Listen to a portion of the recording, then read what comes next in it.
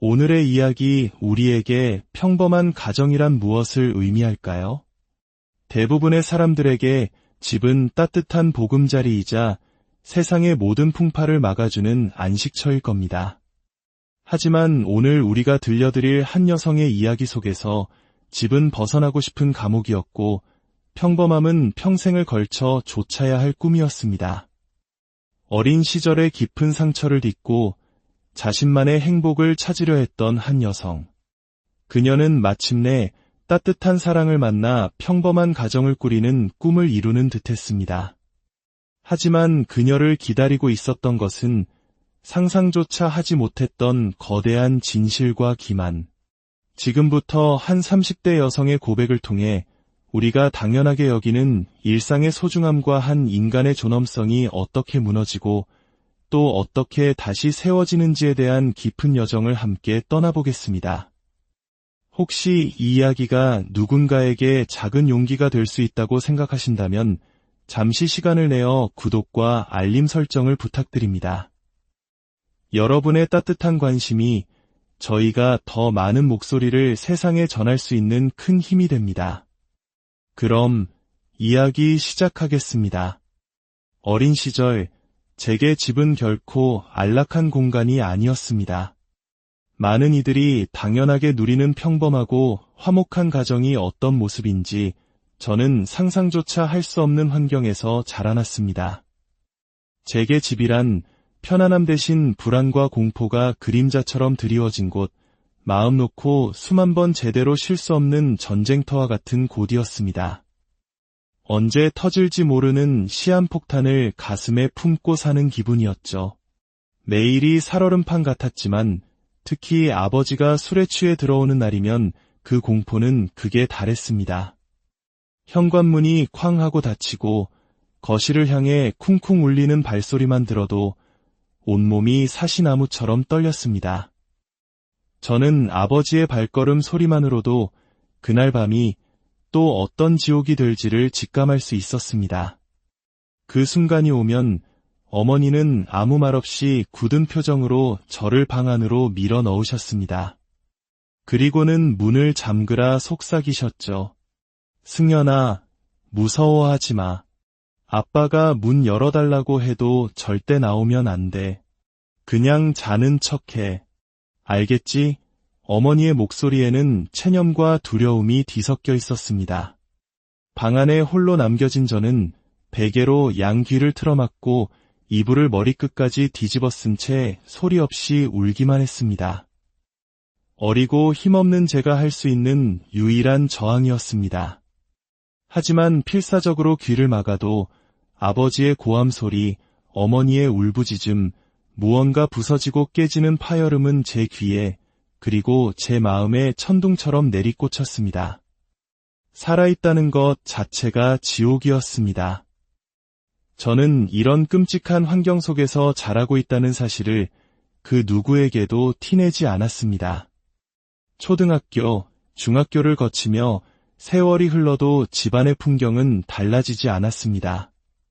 저는 학교에 가면 아무렇지 않은 척, 그저 밝고 명랑한 아이인 척 연기했습니다.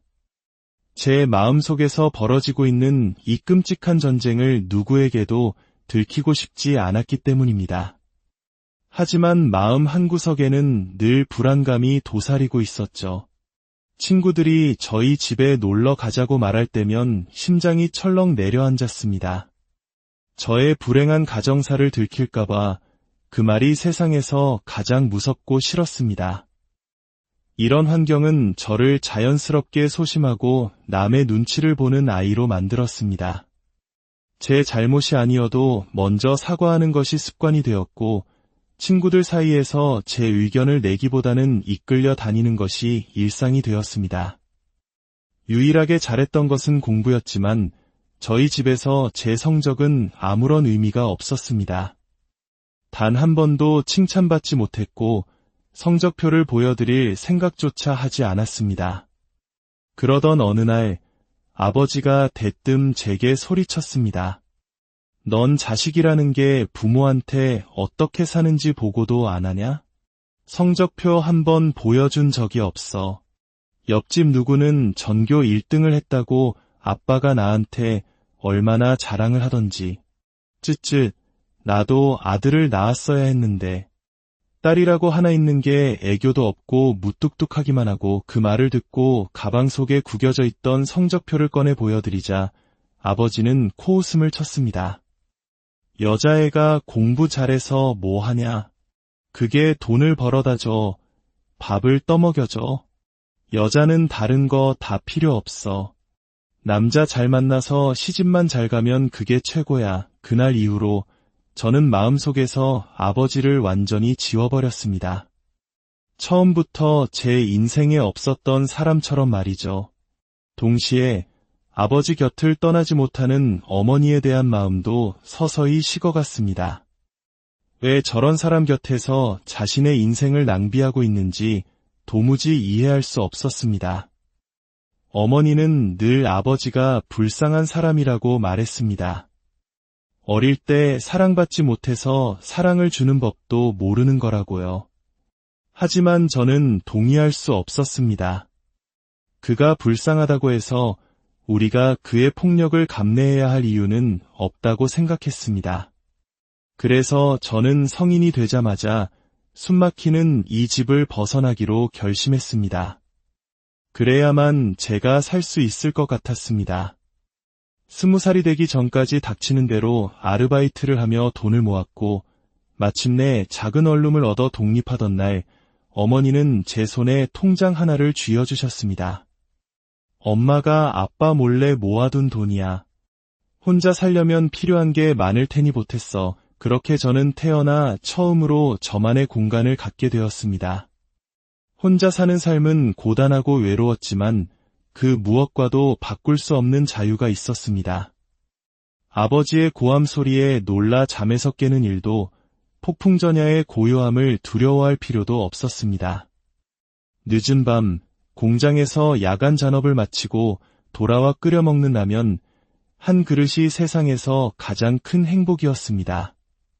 제 20대는 그렇게 흘러갔습니다.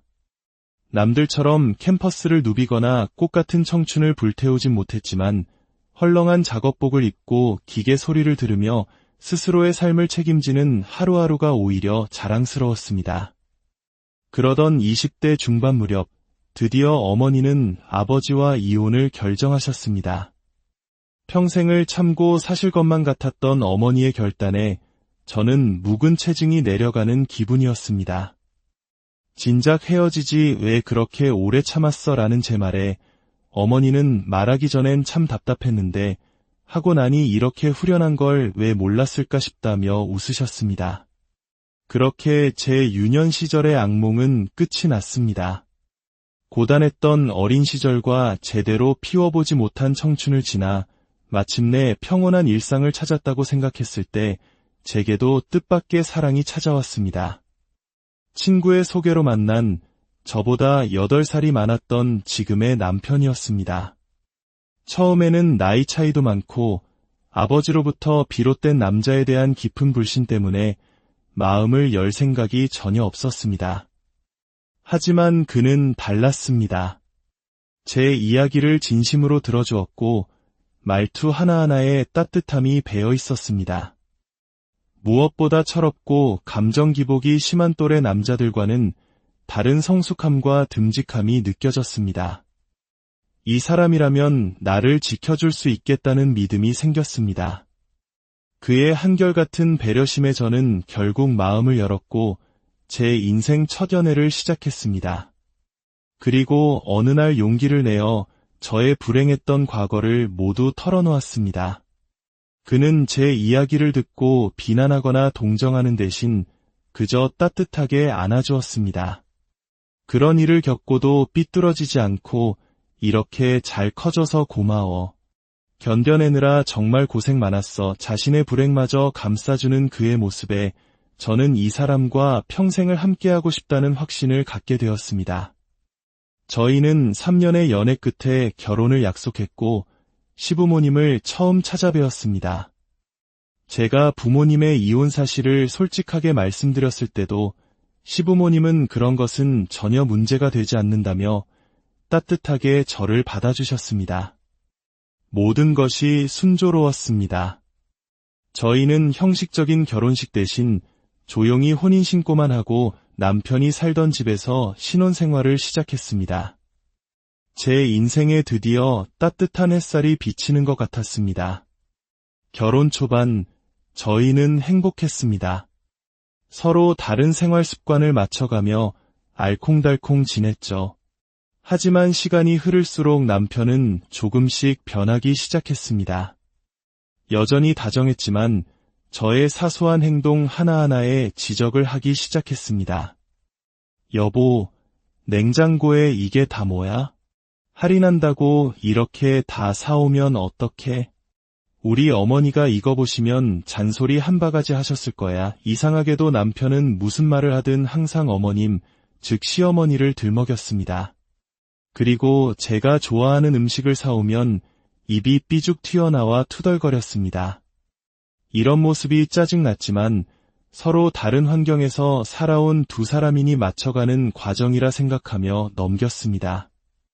그러던 어느 날 남편이 직장 동료에게 선물 받았다며 탁상용 스탠드 하나를 가져왔습니다.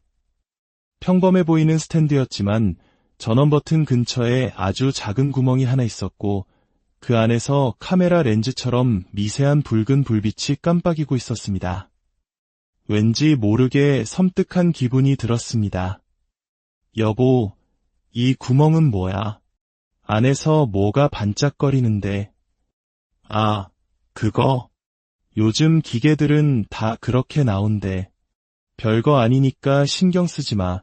남편은 대수롭지 않게 말했지만 제 마음속의 의심은 사라지지 않았습니다. 전원을 꺼도 그 붉은 불빛은 꺼지지 않았습니다. 더 이상한 일은 그 스탠드가 집에 온 날부터 시작되었습니다.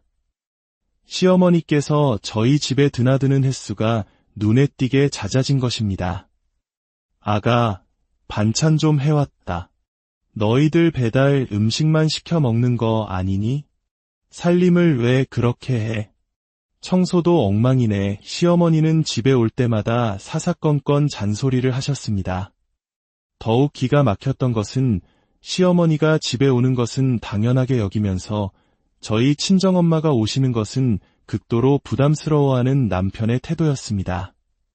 친정엄마가 다녀간 날이면 남편은 장모님 오시니까 괜히 신경 쓰이고 불편하다며 제게 짜증을 냈습니다. 이해할 수 없는 일은 이뿐만이 아니었습니다. 어느 날부터 저희 집으로 김영선이라는 낯선 이름의 등기우편이 계속해서 배달되기 시작했습니다. 처음에는 주소가 잘못된 것이라 생각하고 반송했지만 이틀에 한 번 꼴로 같은 이름의 등기가 도착했습니다. 노이로제가 걸릴 지경이었죠. 남편에게 물어보자 김영선? 처음 듣는 이름인데 이사 온 지 5년 됐는데 그런 이름으로 등기 온 적 한 번도 없었어. 집배원이 헷갈렸겠지 라며 모르는 눈치였습니다. 결국 제가 집배원에게 다시는 찾아오지 말아달라고 강력하게 항의하고 나서야 그 끈질긴 등기우편은 더 이상 오지 않았습니다. 그렇게 이상한 일들이 스쳐 지나가고 평온한 일상이 다시 찾아온 어느 날, 친정엄마가 저를 집 근처 카페로 불러내셨습니다. 엄마는 제 앞에 48평짜리 신축 아파트 매매 계약서를 내미셨습니다. 엄마, 이게 다 뭐야? 갑자기 웬 아파트야? 박서방이 너한테 하는 걸 보니 내가 제대로 길을 못 펴고 사는 것 같아서 집안이 변변찮으니 무시하나 싶더라. 그래서 엄마가 너 낳기 전부터 모아온 돈 전부 털어서 집 한 채 계약했다. 이제 이 집에서 당당하게 살아. 저는 엄마의 말에 눈물을 쏟아냈습니다. 평생 자신의 감정을 드러내지 않고 묵묵히 살아오신 엄마였습니다. 그런 엄마가 오직 하나뿐인 딸의 행복을 위해 평생 모은 재산을 내어주셨다는 사실에 가슴이 미어졌습니다. 그날 저녁 남편에게 이 사실을 알리자 그는 몹시 놀라며 곧장 친정엄마에게 전화를 걸었습니다. 장모님, 제가 승현이에게 잘못한 것이 많습니다. 앞으로는 정말 잘하겠습니다. 이렇게 큰 선물을 주셔서 정말 감사합니다. 남편은 진심으로 반성하는 듯 보였습니다. 한 달 후, 저희는 원래 살던 집을 정리하고 엄마가 사주신 새 집으로 이사를 했습니다. 모든 짐 정리가 끝나갈 무렵 남편이 제게 뜬금없이 물었습니다. 여보, 집이 참 좋긴 한데 우리 둘이 살기엔 좀 넓은 것 같지 않아? 그때까지만 해도 저는 남편의 말뜻을 전혀 이해하지 못했습니다. 그런데 바로 그 순간 초인종이 울렸고 문을 열자 거대한 캐리어를 든 시부모님이 서 계셨습니다. 시어머니는 마치 자기 집에 들어오는 것처럼 당당하게 안으로 들어오셨고 시아버님은 난처한 표정을 짓고 계셨습니다. 어머님, 아버님, 이게 다 무슨?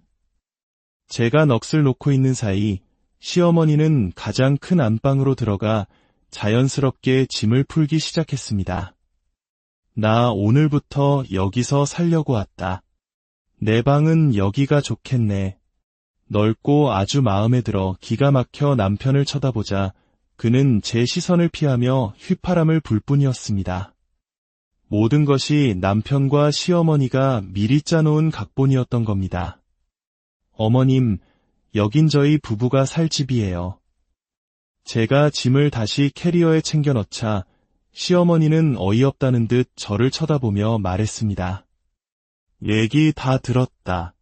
사부인께서 집 사주시면서 명의는 우리 아들 이름으로 하라고 하셨다며. 그럼 이 집은 우리 아들 집이지. 자, 선택해. 나랑 같이 살든지 아니면 우리 아들이랑 이혼하든지.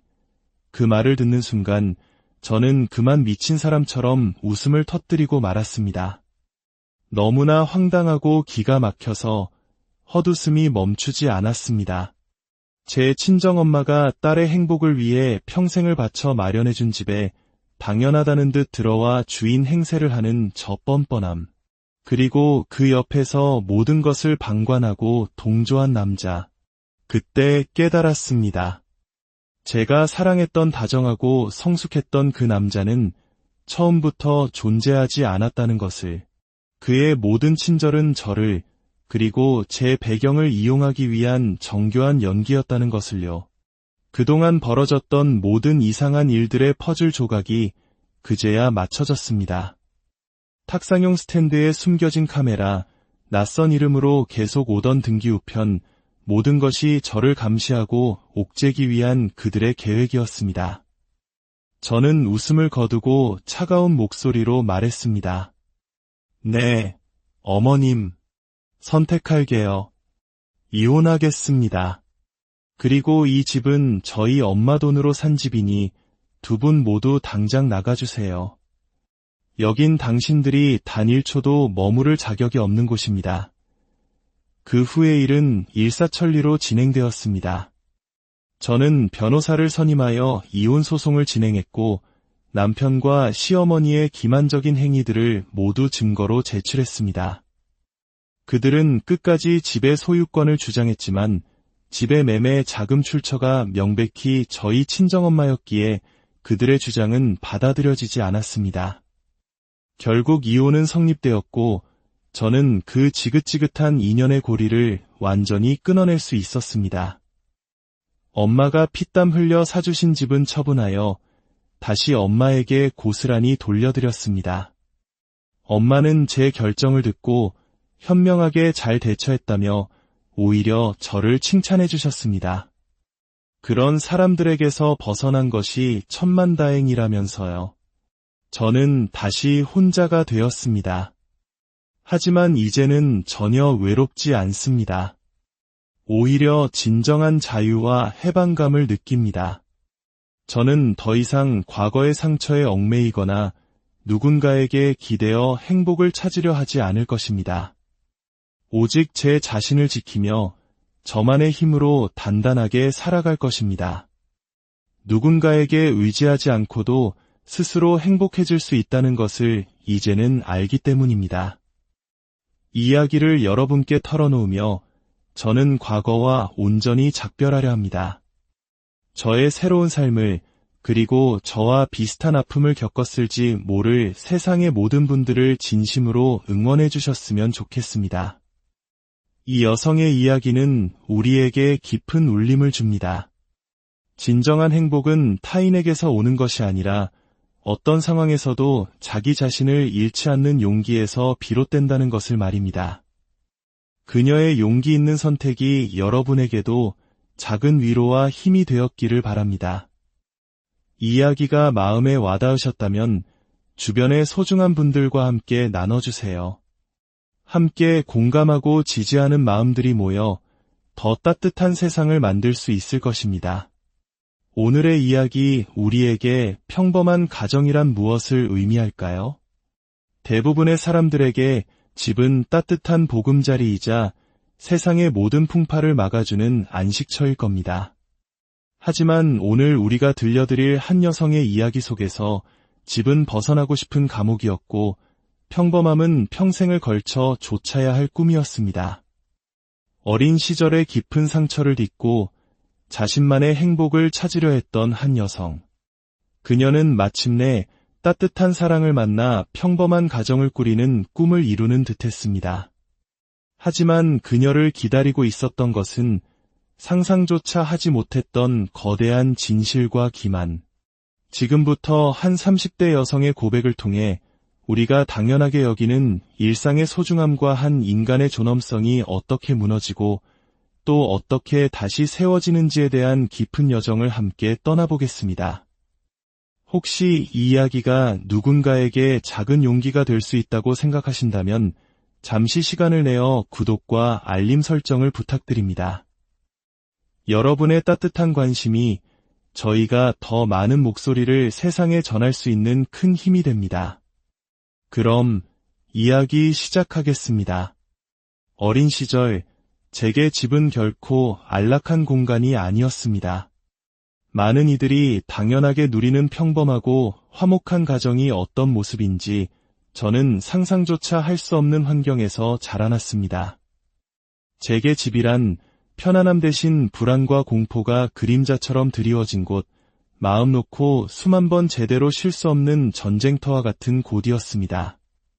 언제 터질지 모르는 시한폭탄을 가슴에 품고 사는 기분이었죠. 매일이 살얼음판 같았지만 특히 아버지가 술에 취해 들어오는 날이면 그 공포는 극에 달했습니다. 현관문이 쾅 하고 닫히고 거실을 향해 쿵쿵 울리는 발소리만 들어도 온몸이 사시나무처럼 떨렸습니다. 저는 아버지의 발걸음 소리만으로도 그날 밤이 또 어떤 지옥이 될지를 직감할 수 있었습니다. 그 순간이 오면 어머니는 아무 말 없이 굳은 표정으로 저를 방 안으로 밀어 넣으셨습니다. 그리고는 문을 잠그라 속삭이셨죠. 승연아, 무서워하지 마. 아빠가 문 열어달라고 해도 절대 나오면 안 돼. 그냥 자는 척해. 알겠지? 어머니의 목소리에는 체념과 두려움이 뒤섞여 있었습니다. 방 안에 홀로 남겨진 저는 베개로 양 귀를 틀어막고 이불을 머리끝까지 뒤집어 쓴 채 소리 없이 울기만 했습니다. 어리고 힘없는 제가 할 수 있는 유일한 저항이었습니다. 하지만 필사적으로 귀를 막아도 아버지의 고함 소리, 어머니의 울부짖음, 무언가 부서지고 깨지는 파열음은 제 귀에 그리고 제 마음에 천둥처럼 내리꽂혔습니다. 살아있다는 것 자체가 지옥이었습니다. 저는 이런 끔찍한 환경 속에서 자라고 있다는 사실을 그 누구에게도 티내지 않았습니다. 초등학교, 중학교를 거치며 세월이 흘러도 집안의 풍경은 달라지지 않았습니다. 저는 학교에 가면 아무렇지 않은 척, 그저 밝고 명랑한 아이인 척 연기했습니다. 제 마음속에서 벌어지고 있는 이 끔찍한 전쟁을 누구에게도 들키고 싶지 않았기 때문입니다. 하지만 마음 한구석에는 늘 불안감이 도사리고 있었죠. 친구들이 저희 집에 놀러 가자고 말할 때면 심장이 철렁 내려앉았습니다. 저의 불행한 가정사를 들킬까봐 그 말이 세상에서 가장 무섭고 싫었습니다. 이런 환경은 저를 자연스럽게 소심하고 남의 눈치를 보는 아이로 만들었습니다. 제 잘못이 아니어도 먼저 사과하는 것이 습관이 되었고, 친구들 사이에서 제 의견을 내기보다는 이끌려 다니는 것이 일상이 되었습니다. 유일하게 잘했던 것은 공부였지만 저희 집에서 제 성적은 아무런 의미가 없었습니다. 단 한 번도 칭찬받지 못했고 성적표를 보여드릴 생각조차 하지 않았습니다. 그러던 어느 날 아버지가 대뜸 제게 소리쳤습니다. 넌 자식이라는 게 부모한테 어떻게 사는지 보고도 안 하냐? 성적표 한 번 보여준 적이 없어. 옆집 누구는 전교 1등을 했다고 아빠가 나한테 얼마나 자랑을 하던지. 쯧쯧, 나도 아들을 낳았어야 했는데. 딸이라고 하나 있는 게 애교도 없고 무뚝뚝하기만 하고. 그 말을 듣고 가방 속에 구겨져 있던 성적표를 꺼내 보여드리자 아버지는 코웃음을 쳤습니다. 여자애가 공부 잘해서 뭐 하냐? 그게 돈을 벌어다 줘. 밥을 떠먹여줘. 여자는 다른 거 다 필요 없어. 남자 잘 만나서 시집만 잘 가면 그게 최고야. 그날 이후로 저는 마음속에서 아버지를 완전히 지워버렸습니다. 처음부터 제 인생에 없었던 사람처럼 말이죠. 동시에 아버지 곁을 떠나지 못하는 어머니에 대한 마음도 서서히 식어갔습니다. 왜 저런 사람 곁에서 자신의 인생을 낭비하고 있는지 도무지 이해할 수 없었습니다. 어머니는 늘 아버지가 불쌍한 사람이라고 말했습니다. 어릴 때 사랑받지 못해서 사랑을 주는 법도 모르는 거라고요. 하지만 저는 동의할 수 없었습니다. 그가 불쌍하다고 해서 우리가 그의 폭력을 감내해야 할 이유는 없다고 생각했습니다. 그래서 저는 성인이 되자마자 숨막히는 이 집을 벗어나기로 결심했습니다. 그래야만 제가 살 수 있을 것 같았습니다. 20살이 되기 전까지 닥치는 대로 아르바이트를 하며 돈을 모았고 마침내 작은 원룸을 얻어 독립하던 날 어머니는 제 손에 통장 하나를 쥐어주셨습니다. 엄마가 아빠 몰래 모아둔 돈이야. 혼자 살려면 필요한 게 많을 테니 보탰어. 그렇게 저는 태어나 처음으로 저만의 공간을 갖게 되었습니다. 혼자 사는 삶은 고단하고 외로웠지만 그 무엇과도 바꿀 수 없는 자유가 있었습니다. 아버지의 고함 소리에 놀라 잠에서 깨는 일도 폭풍전야의 고요함을 두려워할 필요도 없었습니다. 늦은 밤 공장에서 야간 잔업을 마치고 돌아와 끓여 먹는 라면 한 그릇이 세상에서 가장 큰 행복이었습니다. 제 20대는 그렇게 흘러갔습니다. 남들처럼 캠퍼스를 누비거나 꽃같은 청춘을 불태우진 못했지만 헐렁한 작업복을 입고 기계 소리를 들으며 스스로의 삶을 책임지는 하루하루가 오히려 자랑스러웠습니다. 그러던 20대 중반 무렵 드디어 어머니는 아버지와 이혼을 결정하셨습니다. 평생을 참고 사실 것만 같았던 어머니의 결단에 저는 묵은 체증이 내려가는 기분이었습니다. 진작 헤어지지 왜 그렇게 오래 참았어 라는 제 말에 어머니는 말하기 전엔 참 답답했는데 하고 나니 이렇게 후련한 걸 왜 몰랐을까 싶다며 웃으셨습니다. 그렇게 제 유년 시절의 악몽은 끝이 났습니다. 고단했던 어린 시절과 제대로 피워보지 못한 청춘을 지나 마침내 평온한 일상을 찾았다고 생각했을 때 제게도 뜻밖의 사랑이 찾아왔습니다. 친구의 소개로 만난 저보다 8살이 많았던 지금의 남편이었습니다. 처음에는 나이 차이도 많고 아버지로부터 비롯된 남자에 대한 깊은 불신 때문에 마음을 열 생각이 전혀 없었습니다. 하지만 그는 달랐습니다. 제 이야기를 진심으로 들어주었고 말투 하나하나에 따뜻함이 배어 있었습니다. 무엇보다 철없고 감정 기복이 심한 또래 남자들과는 다른 성숙함과 듬직함이 느껴졌습니다. 이 사람이라면 나를 지켜줄 수 있겠다는 믿음이 생겼습니다. 그의 한결같은 배려심에 저는 결국 마음을 열었고 제 인생 첫 연애를 시작했습니다. 그리고 어느 날 용기를 내어 저의 불행했던 과거를 모두 털어놓았습니다. 그는 제 이야기를 듣고 비난하거나 동정하는 대신 그저 따뜻하게 안아주었습니다. 그런 일을 겪고도 삐뚤어지지 않고 이렇게 잘 커져서 고마워. 견뎌내느라 정말 고생 많았어. 자신의 불행마저 감싸주는 그의 모습에 저는 이 사람과 평생을 함께하고 싶다는 확신을 갖게 되었습니다. 저희는 3년의 연애 끝에 결혼을 약속했고 시부모님을 처음 찾아뵈었습니다. 제가 부모님의 이혼 사실을 솔직하게 말씀드렸을 때도 시부모님은 그런 것은 전혀 문제가 되지 않는다며 따뜻하게 저를 받아주셨습니다. 모든 것이 순조로웠습니다. 저희는 형식적인 결혼식 대신 조용히 혼인신고만 하고 남편이 살던 집에서 신혼생활을 시작했습니다. 제 인생에 드디어 따뜻한 햇살이 비치는 것 같았습니다. 결혼 초반 저희는 행복했습니다. 서로 다른 생활 습관을 맞춰가며 알콩달콩 지냈죠. 하지만 시간이 흐를수록 남편은 조금씩 변하기 시작했습니다. 여전히 다정했지만 저의 사소한 행동 하나하나에 지적을 하기 시작했습니다. 여보, 냉장고에 이게 다 뭐야? 할인한다고 이렇게 다 사오면 어떡해? 우리 어머니가 이거 보시면 잔소리 한 바가지 하셨을 거야. 이상하게도 남편은 무슨 말을 하든 항상 어머님, 즉 시어머니를 들먹였습니다.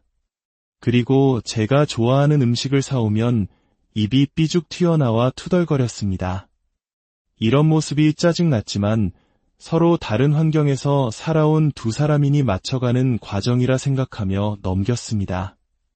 그러던 어느 날 남편이 직장 동료에게 선물 받았다며 탁상용 스탠드 하나를 가져왔습니다.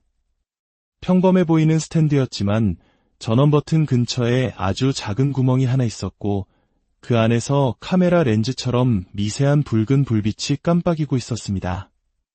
왠지 모르게 섬뜩한 기분이 들었습니다. 여보, 이 구멍은 뭐야? 안에서 뭐가 반짝거리는데. 아, 그거. 요즘 기계들은 다 그렇게 나온대. 별거 아니니까 신경 쓰지 마. 남편은 대수롭지 않게 말했지만 제 마음속의 의심은 사라지지 않았습니다. 전원을 꺼도 그 붉은 불빛은 꺼지지 않았습니다. 더 이상한 일은 그 스탠드가 집에 온 날부터 시작되었습니다.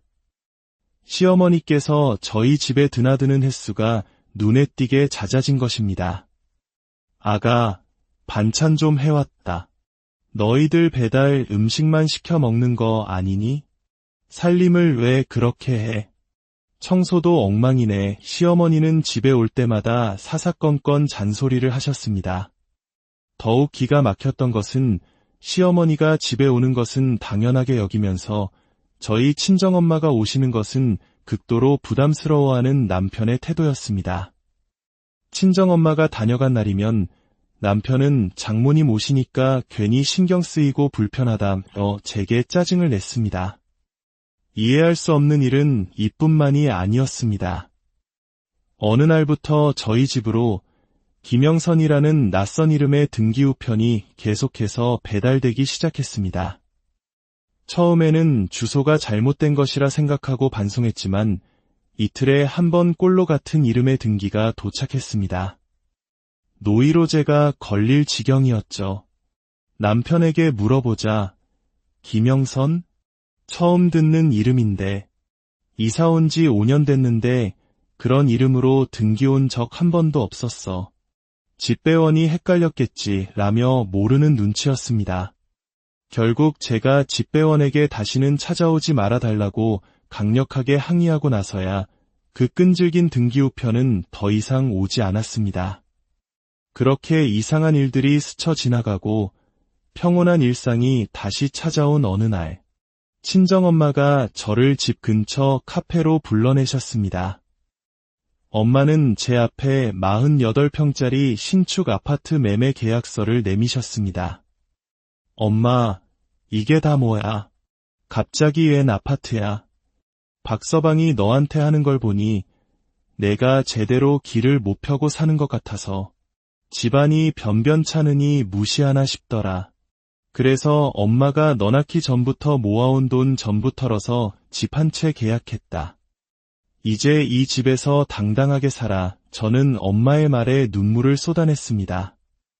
평생 자신의 감정을 드러내지 않고 묵묵히 살아오신 엄마였습니다. 그런 엄마가 오직 하나뿐인 딸의 행복을 위해 평생 모은 재산을 내어주셨다는 사실에 가슴이 미어졌습니다. 그날 저녁 남편에게 이 사실을 알리자 그는 몹시 놀라며 곧장 친정엄마에게 전화를 걸었습니다. 장모님, 제가 승연이에게 잘못한 것이 많습니다. 앞으로는 정말 잘하겠습니다. 이렇게 큰 선물을 주셔서 정말 감사합니다. 남편은 진심으로 반성하는 듯 보였습니다. 한 달 후 저희는 원래 살던 집을 정리하고 엄마가 사주신 새 집으로 이사를 했습니다. 모든 짐 정리가 끝나갈 무렵 남편이 제게 뜬금없이 물었습니다. 여보, 집이 참 좋긴 한데 우리 둘이 살기엔 좀 넓은 것 같지 않아? 그때까지만 해도 저는 남편의 말뜻을 전혀 이해하지 못했습니다. 그런데 바로 그 순간 초인종이 울렸고 문을 열자 거대한 캐리어를 든 시부모님이 서 계셨습니다. 시어머니는 마치 자기 집에 들어오는 것처럼 당당하게 안으로 들어오셨고 시아버님은 난처한 표정을 짓고 계셨습니다. 어머님, 아버님, 이게 다 무슨? 제가 넋을 놓고 있는 사이 시어머니는 가장 큰 안방으로 들어가 자연스럽게 짐을 풀기 시작했습니다. 나 오늘부터 여기서 살려고 왔다. 내 방은 여기가 좋겠네. 넓고 아주 마음에 들어 기가 막혀 남편을 쳐다보자 그는 제 시선을 피하며 휘파람을 불 뿐이었습니다. 모든 것이 남편과 시어머니가 미리 짜놓은 각본이었던 겁니다. 어머님, 여긴 저희 부부가 살 집이에요. 제가 짐을 다시 캐리어에 챙겨 넣자 시어머니는 어이없다는 듯 저를 쳐다보며 말했습니다. 얘기 다 들었다. 사부인께서 집 사주시면서 명의는 우리 아들 이름으로 하라고 하셨다며. 그럼 이 집은 우리 아들 집이지. 자, 선택해. 나랑 같이 살든지 아니면 우리 아들이랑 이혼하든지. 그 말을 듣는 순간 저는 그만 미친 사람처럼 웃음을 터뜨리고 말았습니다. 너무나 황당하고 기가 막혀서 헛웃음이 멈추지 않았습니다. 제 친정엄마가 딸의 행복을 위해 평생을 바쳐 마련해준 집에 당연하다는 듯 들어와 주인 행세를 하는 저 뻔뻔함. 그리고 그 옆에서 모든 것을 방관하고 동조한 남자. 그때 깨달았습니다. 제가 사랑했던 다정하고 성숙했던 그 남자는 처음부터 존재하지 않았다는 것을. 그의 모든 친절은 저를 그리고 제 배경을 이용하기 위한 정교한 연기였다는 것을요. 그동안 벌어졌던 모든 이상한 일들의 퍼즐 조각이 그제야 맞춰졌습니다. 탁상용 스탠드에 숨겨진 카메라, 낯선 이름으로 계속 오던 등기 우편, 모든 것이 저를 감시하고 옥죄기 위한 그들의 계획이었습니다.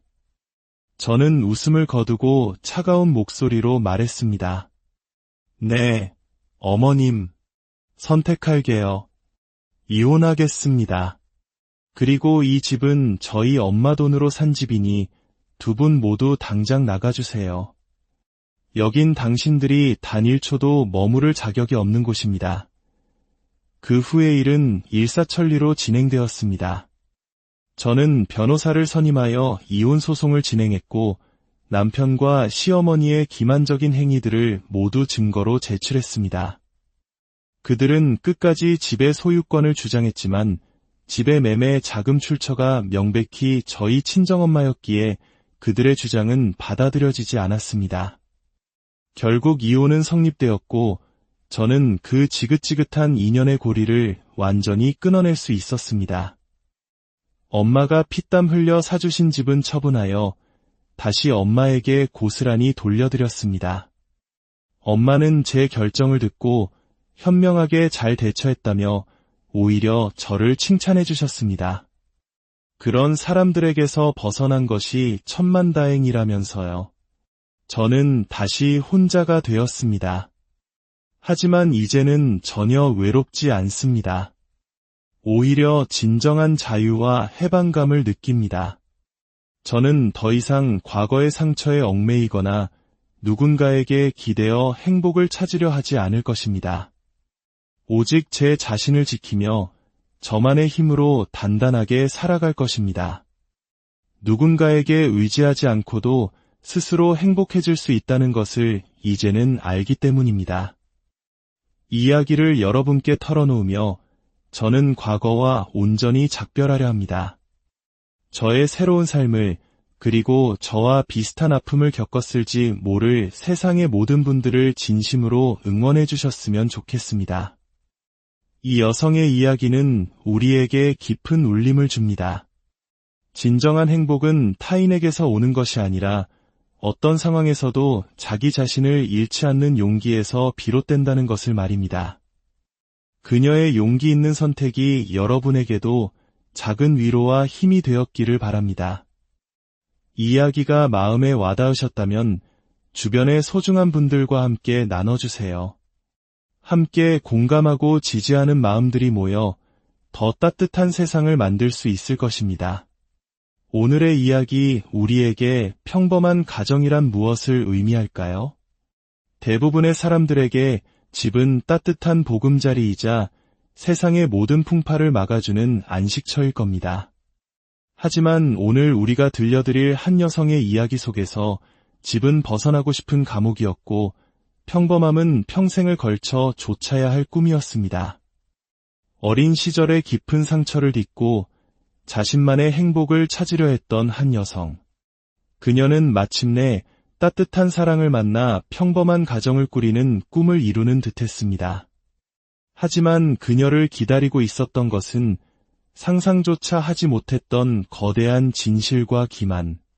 지금부터 한 30대 여성의 고백을 통해 우리가 당연하게 여기는 일상의 소중함과 한 인간의 존엄성이 어떻게 무너지고 또 어떻게 다시 세워지는지에 대한 깊은 여정을 함께 떠나보겠습니다. 혹시 이 이야기가 누군가에게 작은 용기가 될 수 있다고 생각하신다면 잠시 시간을 내어 구독과 알림 설정을 부탁드립니다. 여러분의 따뜻한 관심이 저희가 더 많은 목소리를 세상에 전할 수 있는 큰 힘이 됩니다. 그럼 이야기 시작하겠습니다. 어린 시절 제게 집은 결코 안락한 공간이 아니었습니다. 많은 이들이 당연하게 누리는 평범하고 화목한 가정이 어떤 모습인지 저는 상상조차 할 수 없는 환경에서 자라났습니다. 제게 집이란 편안함 대신 불안과 공포가 그림자처럼 드리워진 곳, 마음 놓고 수만 번 제대로 쉴 수 없는 전쟁터와 같은 곳이었습니다. 언제 터질지 모르는 시한폭탄을 가슴에 품고 사는 기분이었죠. 매일이 살얼음판 같았지만 특히 아버지가 술에 취해 들어오는 날이면 그 공포는 극에 달했습니다. 현관문이 쾅 하고 닫히고 거실을 향해 쿵쿵 울리는 발소리만 들어도 온몸이 사시나무처럼 떨렸습니다. 저는 아버지의 발걸음 소리만으로도 그날 밤이 또 어떤 지옥이 될지를 직감할 수 있었습니다. 그 순간이 오면 어머니는 아무 말 없이 굳은 표정으로 저를 방 안으로 밀어 넣으셨습니다.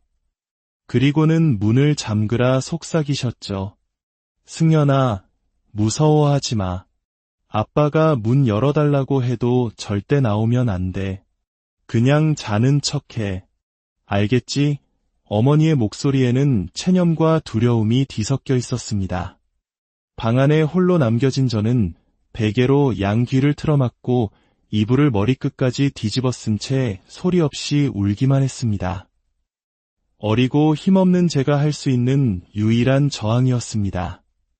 하지만 필사적으로 귀를 막아도 아버지의 고함 소리, 어머니의 울부짖음, 무언가 부서지고 깨지는 파열음은 제 귀에 그리고 제 마음에 천둥처럼 내리꽂혔습니다. 살아있다는 것 자체가 지옥이었습니다. 저는 이런 끔찍한 환경 속에서 자라고 있다는 사실을 그 누구에게도 티내지 않았습니다. 초등학교, 중학교를 거치며 세월이 흘러도 집안의 풍경은 달라지지 않았습니다. 저는 학교에 가면 아무렇지 않은 척, 그저 밝고 명랑한 아이인 척 연기했습니다. 제 마음속에서 벌어지고 있는 이 끔찍한 전쟁을 누구에게도 들키고 싶지 않았기 때문입니다. 하지만 마음 한구석에는 늘 불안감이 도사리고 있었죠. 친구들이 저희 집에 놀러 가자고 말할 때면 심장이 철렁 내려앉았습니다. 저의 불행한 가정사를 들킬까봐 그 말이 세상에서 가장 무섭고 싫었습니다. 이런 환경은 저를 자연스럽게 소심하고 남의 눈치를 보는 아이로 만들었습니다. 제 잘못이 아니어도 먼저 사과하는 것이 습관이 되었고, 친구들 사이에서 제 의견을 내기보다는 이끌려 다니는 것이 일상이 되었습니다. 유일하게 잘했던 것은 공부였지만 저희 집에서 제 성적은 아무런 의미가 없었습니다. 단 한 번도 칭찬받지 못했고 성적표를 보여드릴 생각조차 하지 않았습니다. 그러던 어느 날 아버지가 대뜸 제게 소리쳤습니다. 넌 자식이라는 게 부모한테 어떻게 사는지 보고도 안 하냐? 성적표 한 번 보여준 적이 없어. 옆집 누구는 전교 1등을 했다고 아빠가 나한테 얼마나 자랑을 하던지. 쯧쯧, 나도 아들을 낳았어야 했는데. 딸이라고 하나 있는 게 애교도 없고 무뚝뚝하기만 하고. 그 말을 듣고 가방 속에 구겨져 있던 성적표를 꺼내 보여드리자 아버지는 코웃음을 쳤습니다. 여자애가 공부 잘해서 뭐 하냐? 그게 돈을 벌어다 줘. 밥을 떠먹여줘. 여자는 다른 거 다 필요 없어. 남자 잘 만나서 시집만 잘 가면 그게 최고야. 그날 이후로 저는 마음속에서 아버지를 완전히 지워버렸습니다. 처음부터 제 인생에 없었던 사람처럼 말이죠. 동시에 아버지 곁을 떠나지 못하는 어머니에 대한 마음도 서서히 식어갔습니다. 왜 저런 사람 곁에서 자신의 인생을 낭비하고 있는지 도무지 이해할 수 없었습니다. 어머니는 늘 아버지가 불쌍한 사람이라고 말했습니다. 어릴 때 사랑받지 못해서 사랑을 주는 법도 모르는 거라고요. 하지만 저는 동의할 수 없었습니다. 그가 불쌍하다고 해서 우리가 그의 폭력을 감내해야 할 이유는 없다고 생각했습니다. 그래서 저는 성인이 되자마자 숨막히는 이 집을 벗어나기로 결심했습니다. 그래야만 제가 살 수 있을 것 같았습니다. 20살이 되기 전까지 닥치는 대로 아르바이트를 하며 돈을 모았고 마침내 작은 원룸을 얻어 독립하던 날 어머니는 제 손에 통장 하나를 쥐어주셨습니다. 엄마가 아빠 몰래 모아둔 돈이야. 혼자 살려면 필요한 게 많을 테니 보탰어. 그렇게 저는 태어나 처음으로 저만의 공간을 갖게 되었습니다. 혼자 사는 삶은 고단하고 외로웠지만 그 무엇과도 바꿀 수 없는 자유가 있었습니다. 아버지의 고함 소리에 놀라 잠에서 깨는 일도 폭풍전야의 고요함을 두려워할 필요도 없었습니다. 늦은 밤 공장에서 야간 잔업을 마치고 돌아와 끓여 먹는 라면 한 그릇이 세상에서 가장 큰 행복이었습니다. 제 20대는 그렇게 흘러갔습니다. 남들처럼 캠퍼스를 누비거나 꽃같은 청춘을 불태우진 못했지만 헐렁한 작업복을 입고 기계 소리를 들으며 스스로의 삶을 책임지는 하루하루가 오히려 자랑스러웠습니다. 그러던 20대 중반 무렵 드디어 어머니는 아버지와 이혼을 결정하셨습니다. 평생을 참고 사실 것만 같았던 어머니의 결단에 저는 묵은 체증이 내려가는 기분이었습니다. 진작 헤어지지 왜 그렇게 오래 참았어 라는 제 말에 어머니는 말하기 전엔 참 답답했는데 하고 나니 이렇게 후련한 걸 왜 몰랐을까 싶다며 웃으셨습니다. 그렇게 제 유년 시절의 악몽은 끝이 났습니다. 고단했던 어린 시절과 제대로 피워보지 못한 청춘을 지나 마침내 평온한 일상을 찾았다고 생각했을 때 제게도 뜻밖의 사랑이 찾아왔습니다. 친구의 소개로 만난 저보다 8살이 많았던 지금의 남편이었습니다. 처음에는 나이 차이도 많고 아버지로부터 비롯된 남자에 대한 깊은 불신 때문에 마음을 열 생각이 전혀 없었습니다. 하지만 그는 달랐습니다.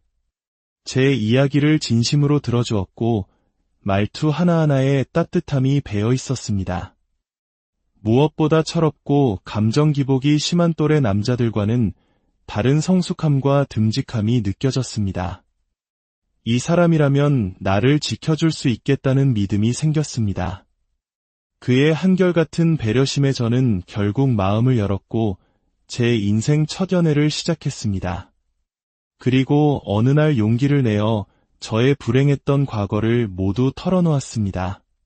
그는 제 이야기를 듣고 비난하거나 동정하는 대신 그저 따뜻하게 안아주었습니다.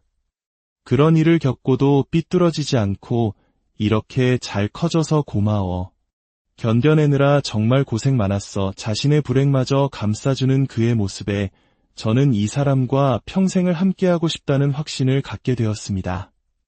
저희는 3년의 연애 끝에 결혼을 약속했고 시부모님을 처음 찾아뵈었습니다. 제가 부모님의 이혼 사실을 솔직하게 말씀드렸을 때도 시부모님은 그런 것은 전혀 문제가 되지 않는다며 따뜻하게 저를 받아주셨습니다. 모든 것이 순조로웠습니다. 저희는 형식적인 결혼식 대신 조용히 혼인신고만 하고 남편이 살던 집에서 신혼생활을 시작했습니다. 제 인생에 드디어 따뜻한 햇살이 비치는 것 같았습니다. 결혼 초반 저희는 행복했습니다. 서로 다른 생활 습관을 맞춰가며 알콩달콩 지냈죠. 하지만 시간이 흐를수록 남편은 조금씩 변하기 시작했습니다. 여전히 다정했지만 저의 사소한 행동 하나하나에 지적을 하기 시작했습니다. 여보, 냉장고에 이게 다 뭐야? 할인한다고 이렇게 다 사오면 어떡해? 우리 어머니가 이거 보시면 잔소리 한 바가지 하셨을 거야. 이상하게도 남편은 무슨 말을 하든 항상 어머님, 즉 시어머니를 들먹였습니다.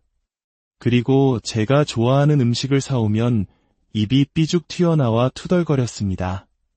이런 모습이 짜증났지만 서로 다른 환경에서 살아온 두 사람이니 맞춰가는 과정이라 생각하며 넘겼습니다. 그러던 어느 날 남편이 직장 동료에게 선물 받았다며 탁상용 스탠드 하나를 가져왔습니다. 평범해 보이는 스탠드였지만 전원 버튼 근처에 아주 작은 구멍이 하나 있었고 그 안에서 카메라 렌즈처럼 미세한 붉은 불빛이 깜빡이고 있었습니다. 왠지 모르게 섬뜩한 기분이 들었습니다. 여보, 이 구멍은 뭐야? 안에서 뭐가 반짝거리는데. 아, 그거. 요즘 기계들은 다 그렇게 나온대. 별거 아니니까 신경 쓰지 마. 남편은 대수롭지 않게 말했지만 제 마음속의 의심은 사라지지 않았습니다. 전원을 꺼도 그 붉은 불빛은 꺼지지 않았습니다. 더 이상한 일은 그 스탠드가 집에 온 날부터 시작되었습니다. 시어머니께서 저희 집에 드나드는 횟수가 눈에 띄게 잦아진 것입니다. 아가, 반찬 좀 해왔다. 너희들 배달 음식만 시켜 먹는 거 아니니? 살림을 왜 그렇게 해? 청소도 엉망이네. 시어머니는 집에 올 때마다 사사건건 잔소리를 하셨습니다. 더욱 기가 막혔던 것은 시어머니가 집에 오는 것은 당연하게 여기면서 저희 친정엄마가 오시는 것은 극도로 부담스러워하는 남편의 태도였습니다. 친정엄마가 다녀간 날이면 남편은 장모님 오시니까 괜히 신경 쓰이고 불편하다며 제게 짜증을 냈습니다. 이해할 수 없는 일은 이뿐만이 아니었습니다. 어느 날부터 저희 집으로 김영선이라는 낯선 이름의 등기우편이 계속해서 배달되기 시작했습니다. 처음에는 주소가 잘못된 것이라 생각하고 반송했지만 이틀에 한 번 꼴로 같은 이름의 등기가 도착했습니다. 노이로제가 걸릴 지경이었죠. 남편에게 물어보자. 김영선? 처음 듣는 이름인데. 이사 온 지 5년 됐는데 그런 이름으로 등기 온 적 한 번도 없었어. 집배원이 헷갈렸겠지 라며 모르는 눈치였습니다. 결국 제가 집배원에게 다시는 찾아오지 말아달라고 강력하게 항의하고 나서야 그 끈질긴 등기 우편은 더 이상 오지 않았습니다. 그렇게 이상한 일들이 스쳐 지나가고 평온한 일상이 다시 찾아온 어느 날, 친정엄마가 저를 집 근처 카페로 불러내셨습니다. 엄마는 제 앞에 48평짜리 신축 아파트 매매 계약서를 내미셨습니다. 엄마, 이게 다 뭐야? 갑자기 웬 아파트야? 박서방이 너한테 하는 걸 보니 내가 제대로 길을 못 펴고 사는 것 같아서 집안이 변변찮으니 무시하나 싶더라. 그래서 엄마가 너 낳기 전부터 모아온 돈 전부 털어서 집 한 채 계약했다. 이제 이 집에서 당당하게 살아. 저는 엄마의 말에 눈물을 쏟아냈습니다. 평생 자신의 감정을 드러내지 않고 묵묵히 살아오신 엄마였습니다. 그런 엄마가 오직 하나뿐인 딸의 행복을 위해 평생 모은 재산을 내어주셨다는 사실에 가슴이 미어졌습니다. 그날 저녁 남편에게 이 사실을 알리자 그는 몹시 놀라며 곧장 친정엄마에게 전화를 걸었습니다. 장모님, 제가 승연이에게 잘못한 것이 많습니다. 앞으로는 정말 잘하겠습니다. 이렇게 큰 선물을 주셔서 정말 감사합니다. 남편은 진심으로 반성하는 듯 보였습니다. 한 달 후 저희는 원래 살던 집을 정리하고 엄마가 사주신 새 집으로 이사를 했습니다. 모든 짐 정리가 끝나갈 무렵 남편이 제게 뜬금없이 물었습니다. 여보, 집이 참 좋긴 한데 우리 둘이 살기엔 좀 넓은 것 같지 않아? 그때까지만 해도 저는 남편의 말뜻을 전혀 이해하지 못했습니다. 그런데 바로 그 순간 초인종이 울렸고 문을 열자 거대한 캐리어를 든 시부모님이 서 계셨습니다. 시어머니는 마치 자기 집에 들어오는 것처럼 당당하게 안으로 들어오셨고 시아버님은 난처한 표정을 짓고 계셨습니다. 어머님, 아버님, 이게 다 무슨? 제가 넋을 놓고 있는 사이 시어머니는 가장 큰 안방으로 들어가 자연스럽게 짐을 풀기 시작했습니다. 나 오늘부터 여기서 살려고 왔다. 내 방은 여기가 좋겠네. 넓고 아주 마음에 들어. 기가 막혀 남편을 쳐다보자 그는 제 시선을 피하며 휘파람을 불 뿐이었습니다. 모든 것이 남편과 시어머니가 미리 짜놓은 각본이었던 겁니다.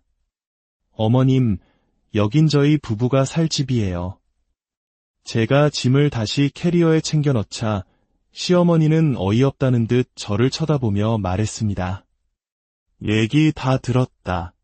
사부인께서 집 사주시면서 명의는 우리 아들 이름으로 하라고 하셨다며. 그럼 이 집은 우리 아들 집이지. 자, 선택해. 나랑 같이 살든지 아니면 우리 아들이랑 이혼하든지. 그 말을 듣는 순간 저는 그만 미친 사람처럼 웃음을 터뜨리고 말았습니다. 너무나 황당하고 기가 막혀서 헛웃음이 멈추지 않았습니다. 제 친정엄마가 딸의 행복을 위해 평생을 바쳐 마련해준 집에 당연하다는 듯 들어와 주인 행세를 하는 저 뻔뻔함. 그리고 그 옆에서 모든 것을 방관하고 동조한 남자. 그때 깨달았습니다. 제가 사랑했던 다정하고 성숙했던 그 남자는 처음부터 존재하지 않았다는 것을. 그의 모든 친절은 저를 그리고 제 배경을 이용하기 위한 정교한 연기였다는 것을요. 그동안 벌어졌던 모든 이상한 일들의 퍼즐 조각이 그제야 맞춰졌습니다. 탁상용 스탠드에 숨겨진 카메라, 낯선 이름으로 계속 오던 등기 우편, 모든 것이 저를 감시하고 옥죄기 위한 그들의 계획이었습니다. 저는 웃음을 거두고 차가운 목소리로 말했습니다. 네, 어머님. 선택할게요. 이혼하겠습니다. 그리고 이 집은 저희 엄마 돈으로 산 집이니 두 분 모두 당장 나가주세요. 여긴 당신들이 단 1초도 머무를 자격이 없는 곳입니다. 그 후의 일은 일사천리로 진행되었습니다.